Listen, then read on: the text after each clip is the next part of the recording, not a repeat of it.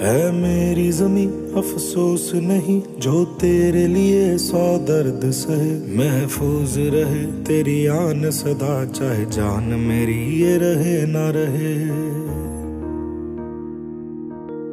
मेरी जमी महबूब मेरी, मेरी नस नस में तेरा इश्क बहे। फीका ना पड़े कभी रंग तेरा, जिस्मों से निकल के खून कहे।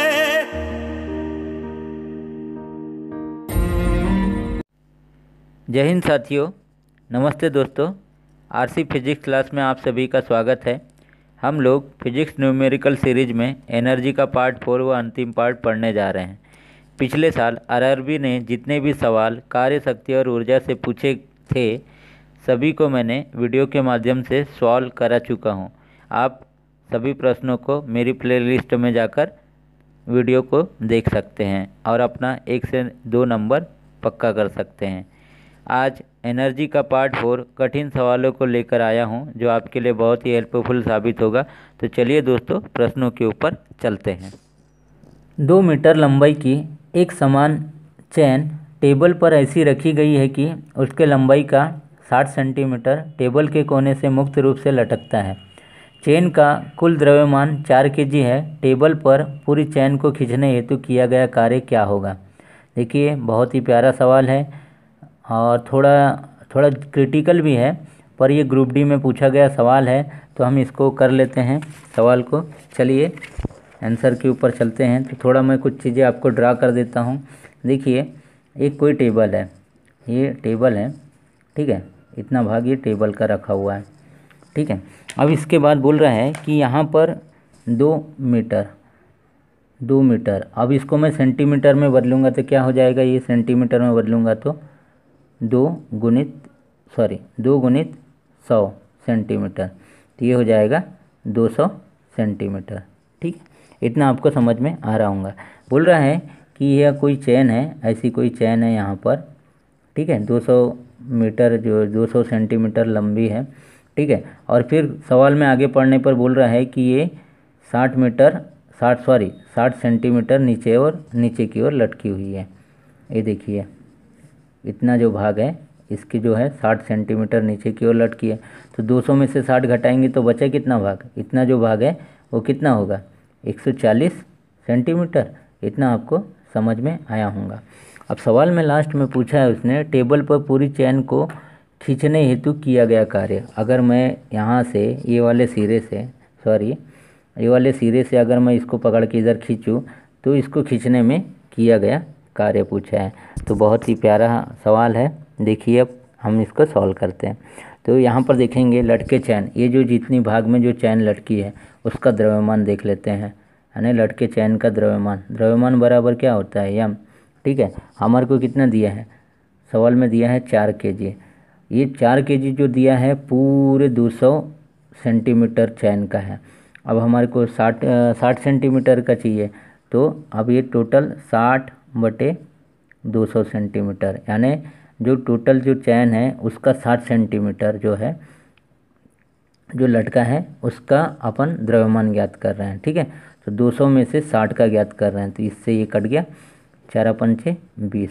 तो ये सेंटीमीटर से सेंटीमीटर कट गया, तो आपका आ गया 6/5 kg। ये जो लटकी चैन है उसका द्रव्यमान आ गया। तो आपको इतना समझ में आ गया होगा। फिर अब हम आगे की ओर बढ़ते हैं। तो अब जो चैन को हम यहाँ से लेके जब खींचेंगे तो उसमें जो किया गया कार्य, चैन को खींचने में किया गया कार्य, तो कार्य बराबर क्या होगा? कार्य बराबर होगा परिवर्तित, पहले जो स्थितिज ऊर्जा होगी, चैन को खींच नहीं रहे थे तब, और जब खींचेंगे तब, तो परिवर्तित स्थितिज ऊर्जा, ठीक है। अब देखिए, परिवर्तित स्थितिज ऊर्जा में क्या है? शुरू में हमारे पास में स्थितिज ऊर्जा 0 थी जब अपन खींच नहीं रहे थे, और जब खींचेंगे तब माइनस में होगी, -mgh, पर h की जगह मैं l लिखूँगा। क्यों? क्योंकि अभी मैं l की थ्योरी समझा देता हूँ। ये चैन जो इतनी जो लटकी है उसकी लंबाई ज्ञात करेंगे अपन।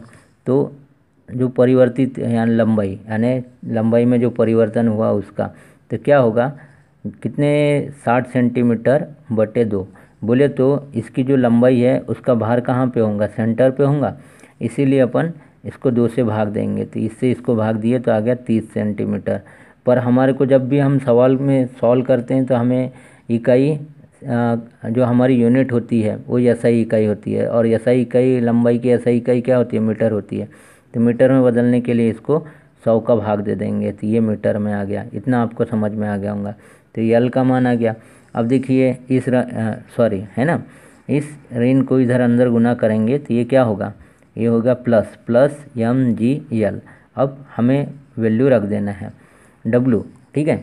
अब वैल्यू रखेंगे, एम का मान कितना है 6/5, जी का मान कितना है आपको पता है 10 मीटर प्रति सेकंड स्क्वायर होता है, और एल का मान अभी निकाले अपन 30/100। जो कटता है काट दो, ये 0 से ये 0 कटा और ये 0 से ये 0 कट गया, 6 तिया 18, 18/5, ये हो जाएगा 18/5 है ना। 5 से इसको काटेंगे, 5 छक्का 5 तिया 15 और नहीं जा रहा है भाग, तो फिर अपन यहाँ दशमलव लेंगे, 0 लगाएंगे तो 30 हो जाएगा, 5 छक्का 30। तो ये डब्ल्यू क्या में आया, जूल में आया। ये आपका आंसर है ना। आपको काटते नहीं आया होगा तो फिर से काट के बता देते हैं। ऐसा काटते हैं, 5 तिया 15 बच आया 3। अब यहाँ 0 लगाएंगे तो यहाँ दशमलव है ना, यहाँ दशमलव और ये 5 छक्का 30, तो ये 30 से 30 कट जाएगा। तो इतना आपको समझ में आया होगा। तो हमारा जो आएगा 3.6 जूल। जो ऑप्शन नंबर आपका कौन सा सही है, सी सही है। तो इस प्रकार से थोड़ा सा क्रिटिकल सवाल पूछा था, तो आपको इसकी तैयारी एकदम कंप्लीट करके रखना है और बहुत अच्छे से आपको प्रैक्टिस करना है। तो चलिए हम नेक्स्ट सवाल के ऊपर चलते हैं। नेक्स्ट सवाल आपकी स्क्रीन के ऊपर है। बोल रहा है 20 केजी के हथौड़े द्वारा प्राप्त विभव ऊर्जा की गणना कीजिए जब इसे 10 मीटर की ऊंचाई तक बढ़ाया जाता है। देखिए सवाल में हमको विभव ऊर्जा पूछ लिया है। अधिकतर लोगों को पता नहीं होता है कि विभव ऊर्जा क्या होती है, तो हम इसको भी स्टडी कर लेते हैं। देखिए विभव ऊर्जा, हिंदी में विभव ऊर्जा बोलते हैं, और हिंदी में विभव ऊर्जा और इंग्लिश में बोलते हैं पोटेंशियल एनर्जी, पोटेंशियल एनर्जी। और पोटेंशियल एनर्जी को हमने क्या बोला था, P, और P बराबर क्या होता है mgh। इतना तो आपको पता होगा। अब सवाल एकदम आसान हो गया।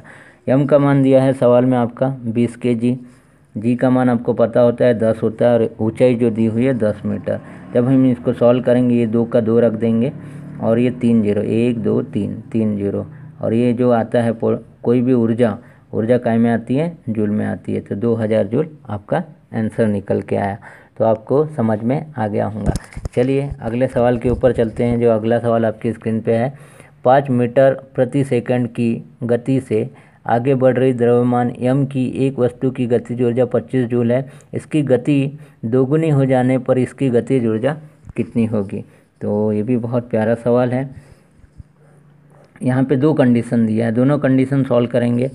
पहली कंडीशन बोल रहा है कि 5 मीटर प्रति सेकंड की गति से आगे बढ़ रही द्रव्यमान यम की एक वस्तु की गतिज ऊर्जा कितनी है, 25 जूल है। आगे बढ़ रही है बोले तो गतिज ऊर्जा बोले तो काइनेटिक एनर्जी बराबर हाफ एम वी स्क्वायर, ठीक है। इसका जो वैल्यू दिया हुआ है वो 25 दिया हुआ है, 25 जूल। 1/2 जैसे का वैसा रखेंगे। यम का मान यम ही है, और वी का मान क्या दिया है 5 मीटर प्रति सेकंड, 5 मीटर प्रति सेकंड, ठीक है। 5 गुणित 5। अब देखिए ये 25 और ये 5 में 25 कट गया, ये 2 इधर जाके अभी भाग में इधर जाके वेन एलू गुना में आ जाएगा। तो यम बराबर हमारा आया 2 kg, ठीक है। यम का मान पता चल गया है। अब सेकंड लाइन में बोल रहा है इसकी गति को 2 गुना कर देंगे। पहले गति क्या थी, पहले और अब ये, ठीक है। पहले v1 और ये v2 मान के चलो, ठीक है। अब v1 पहले थी 5 और वो बोल रहा है 2 गुना कर देंगे। इसमें 2 का गुना करेंगे तो अब कितनी हो जाएगी, 10 हो जाएगी। अब जो गति होगी 10। तो हमें काइनेटिक एनर्जी ज्ञात करना है, तो के ई बराबर हाफ एम वी स्क्वायर, ठीक है। अब देखिए हाफ एम का मान कितना आया, देखिए अभी 2 आया, ये देखिए 2 आया। अब वी का मान 2 गुना करेंगे तो 10 हुआ था, 10 गुणित 10, ठीक है। ये 2 से 2 कट गया। अब जो हमारे पास जो आया है वो आ गया 10 दहम 100 जूल।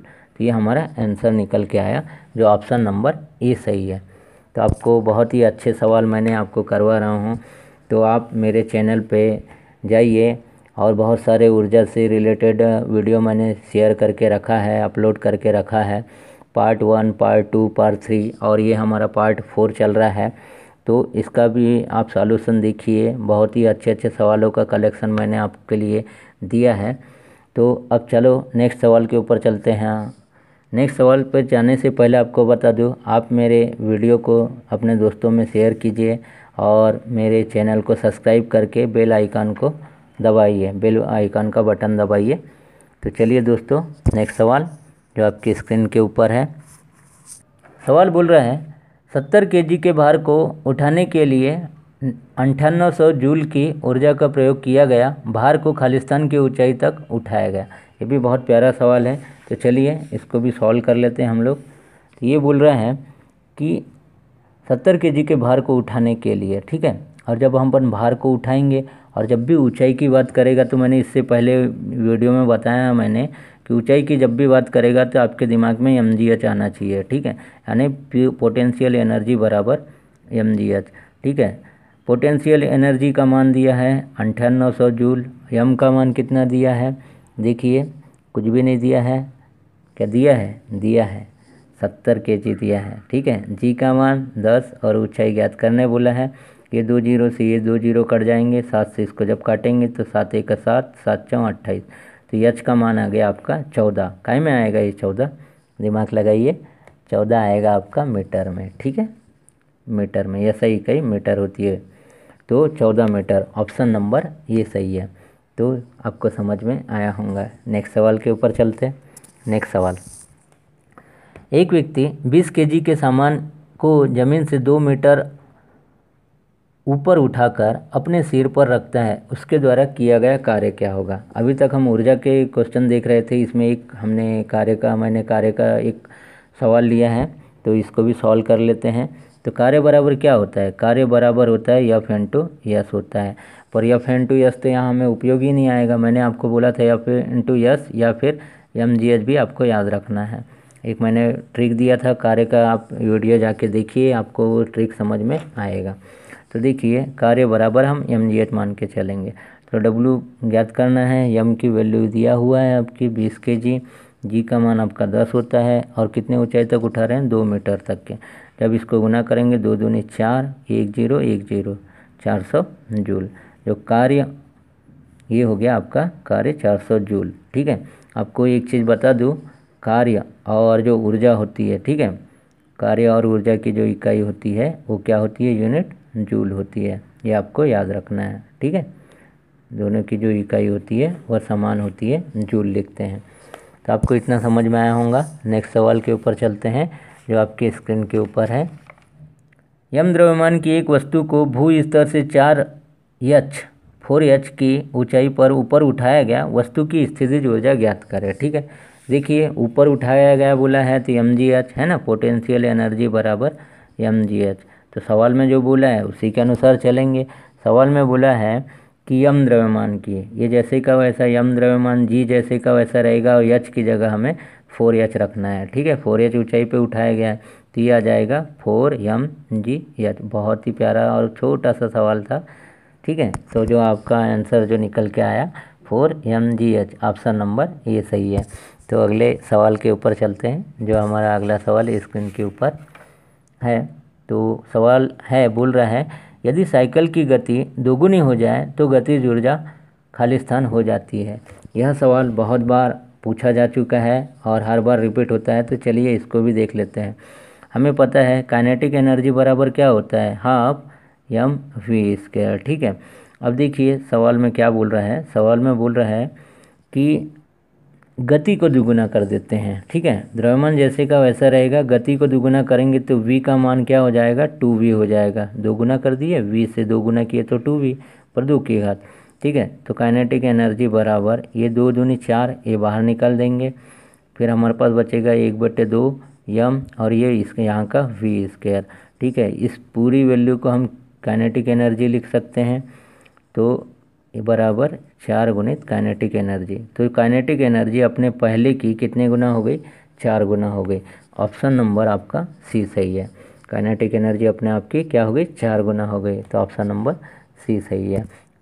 नेक्स्ट सवाल बोल रहा है, एक वस्तु में 20 केजी द्रव्यमान और 10 न्यूटन प्रति केजी के गुरुत्वाकर्षण के साथ में 400 जूल की स्थितिज ऊर्जा होती है। ठीक है, स्थितिज ऊर्जा ज्ञात करना है। तो देखिए इसको भी सॉल्व कर लेते हैं। स्थितिज ऊर्जा पोटेंशियल एनर्जी बराबर क्या होता है, mgh। ठीक है, अब m का मान कितना दिया हुआ है, 20 दिया हुआ है। g का मान गुरुत्वाकर्षण के हिसाब से अपन 10 मान के चलेंगे, जो हमें सवाल में दिया है 10। ठीक है, और फिर h जो ऊंचाई दी हुई है उसको अपने को ज्ञात करना है, और पोटेंशियल जो एनर्जी जो ऊर्जा का मान दिया है 400 जूल दिया है, जो आपको सवाल में दिखाई दे रहा है। ठीक है, यहाँ से 2 जीरो काटेंगे और इससे इसको काटेंगे, 2 आ जाएगा, तो h का मान आएगा 2 मीटर।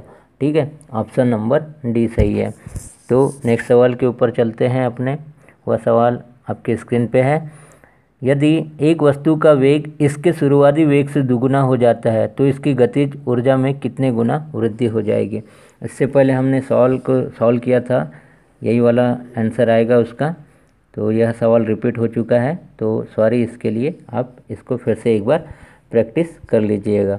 तो ऑप्शन नंबर हमारा ये सही है।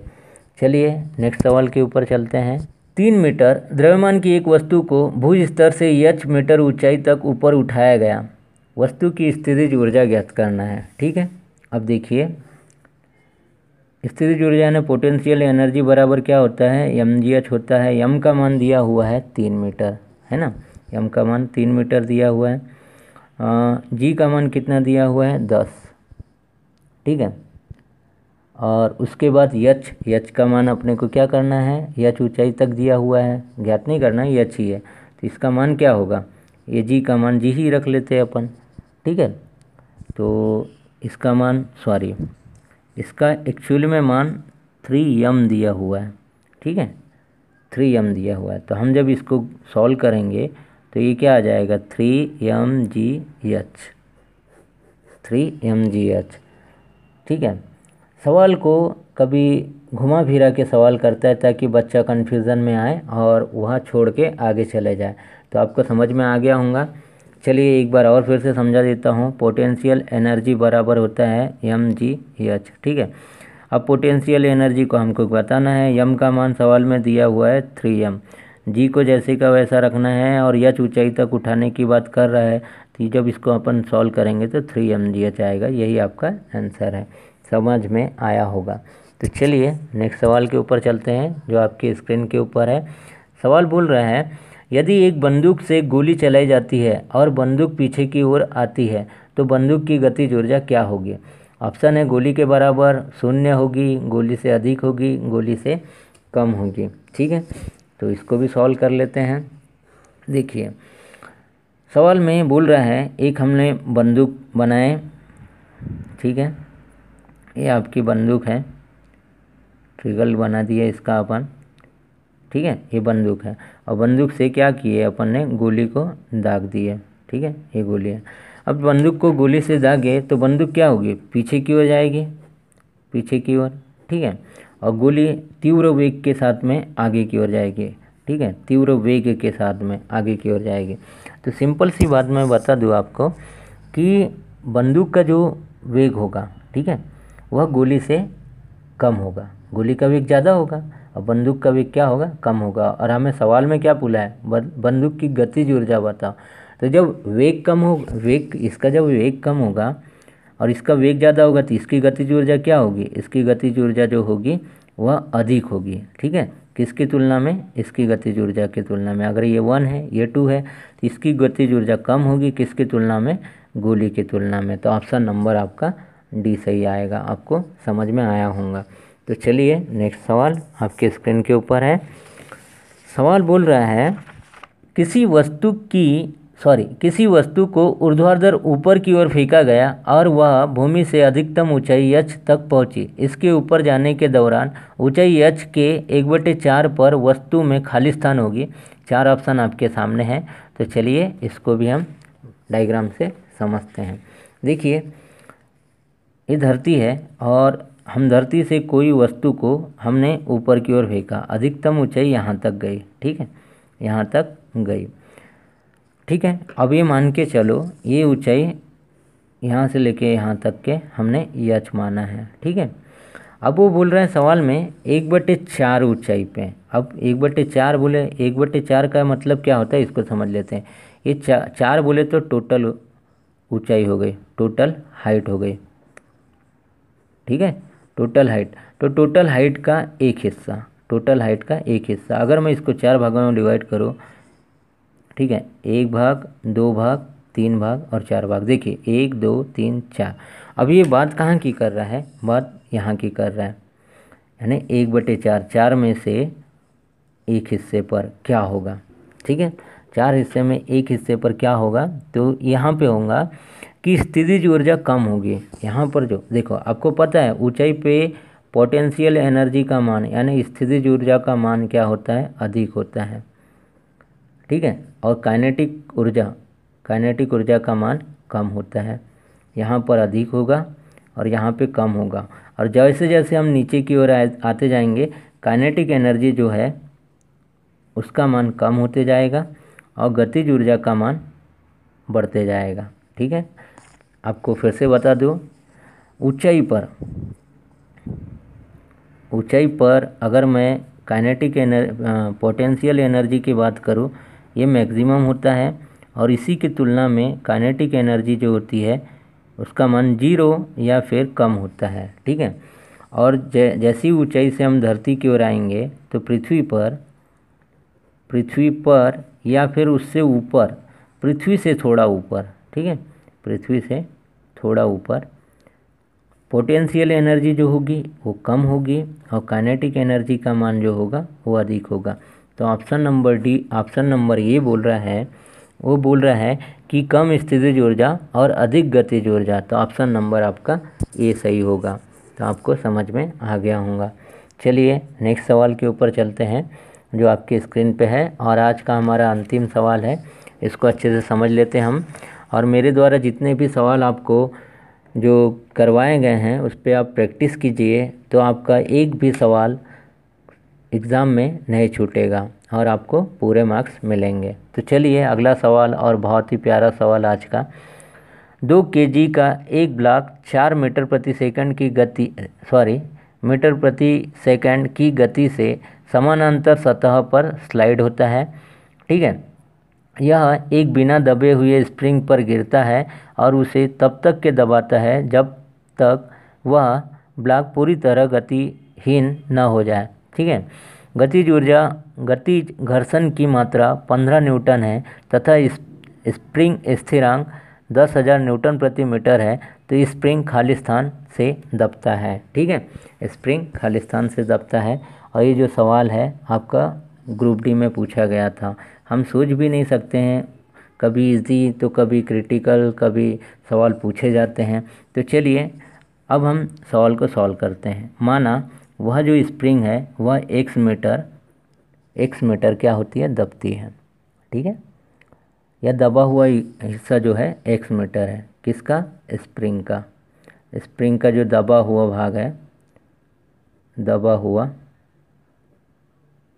भाग क्या है, x मीटर है, ठीक है। स्प्रिंग का दबा हुआ भाग कितना है, x मीटर है। तो अब इसको 2 भागों में देख लेते हैं हम। सबसे पहले जो सवाल में दिया है उसको देख लेते हैं। 2 kg का मतलब यम का मान दिया है 2 kg। फिर 4 मीटर प्रति सेकंड बोले तो v का मान दिया है 4 मीटर प्रति सेकंड। फिर नीचे आने पर देखते हैं वो दिया है गतिज घर्षण की मात्रा 15 न्यूटन दिया हुआ है, ठीक है। तो उसको कोई काम का नहीं हमारे।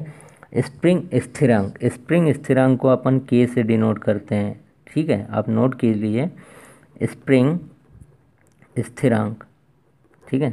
स्प्रिंग स्थिरांक को अपन कैसे डिनोट करते हैं, k से। और k की वैल्यू दी है 10,000 क्या दिया हुआ है, न्यूटन प्रति मीटर, ठीक है। तो जब भी हम इसको सवाल के ऊपर आगे बढ़ते हैं तो आपको बता दो इसमें ऊर्जा की बात कर रहे हैं। तो ये जो गतिज ऊर्जा होती है हाफ mv स्क्वायर, ये किसके बराबर होती है, 1/2 कि एक्स स्क्वायर के बराबर होती है। ये आपको दिमाग में सेट कर लेना है कि यह हमारा फार्मूला होता है। अब जिसका जो मान दिया हुआ है उसका मान हम रखते हुए चलते हैं। तो इसका मान दिया हुआ है हमारा 1/2, यम का मान दिया है देखिए 2 दिया है, वी का मान दिया है 4 गुणित 4। अब यहाँ पर 1/2, के का मान दिया है 10,000 और x का मान हमें एक्स स्क्वायर का मान ज्ञात करना है। ठीक है, x क्या है, दबा हुआ भाग माने अपन ने। ठीक है, स्प्रिंग का दबा हुआ भाग। 1/2 से 1/2 कट गया क्योंकि दोनों बराबर में हैं इसलिए काट दिया हमने। ठीक है, 4 चौक 16, 16 दूनी 32, 16 दूनी 32 और ये 10,000 इधर आके नीचे में आ जाएगा। तो ये हो जाएगा आपका 10,000 और यहाँ बचेगा एक्स स्क्वायर। इतना आपको समझ में आया होगा। तो चलिए अब हम आगे की ऊपर सॉल्व करते हैं। इसको मैं एक्स स्क्वायर बराबर 32/10,000 लिख सकता हूँ। अगर ये स्क्वायर हटाएंगे तो एक्स बराबर क्या होगा, इधर अंडर रूट लग जाएगा 32/10,000। ठीक है, अब देखिए 10,000 काय का वर्ग है, 100 का वर्ग है और ये काय का वर्ग है।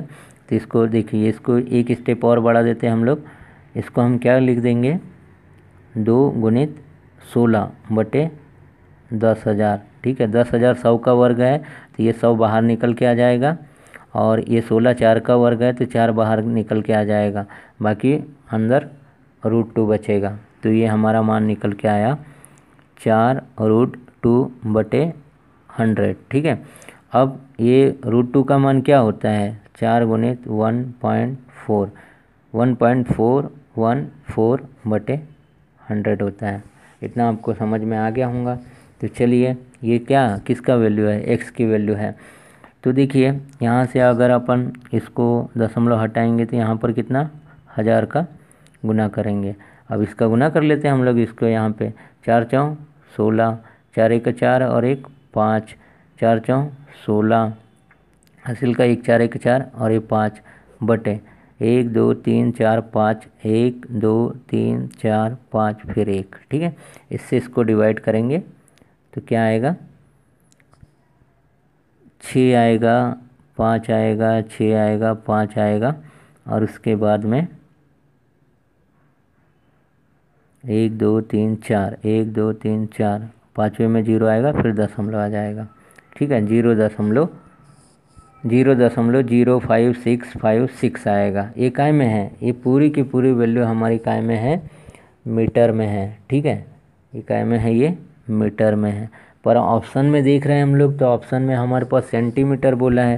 तो 1 मीटर बराबर कितना होता है, 100 सेंटीमीटर। ठीक है, 1 मीटर बराबर 100 सेंटीमीटर। 100 का यहाँ गुना कर देंगे और यहाँ से इसको हटा देंगे। अब इसको हटाएंगे, एक इसका हटाए तो 1 और इसमें 5 0, 1 2 3 4 5, ये 2 0 से ये 2 0 कट गया। अब जब हम इसको ऊपर फिर से ये करेंगे तो ये आ जाएगा x बराबर 5656, तीन संख्या के बाद दशमलव 1 2 3 दशमलव 5.6। इसको लगभग में मैं इसको 5.5 सेंटीमीटर लिख सकता हूँ और यही हमारा आंसर है। आपको थोड़ा लॉन्ग मेथड लगी होंगी पर ये जो आपको एकदम स्टेप बाय स्टेप समझाने के लिए, वर्गमूल सॉल्व करने के लिए मुझे इतना लॉन्ग चलना पड़ा। आप इसको कोई भी स्टेप कम करके फास्ट कैलकुलेशन करके आप आंसर तक पहुंच सकते हैं। तो जो हमारा उत्तर निकल के आ गया 5.5 सेंटीमीटर। तो आपको समझ में आया होगा। तो दोस्तों आज का हमारा ये अंतिम सवाल था और हमारा कार्य, ऊर्जा और शक्ति के न्यूमेरिकल की ये लास्ट सीरीज़ थी। अब इसके बाद हम दूसरे न्यूमेरिकल के ऊपर चलेंगे। तो दोस्तों चलिए दोस्तों, गुड नाइट दोस्तों।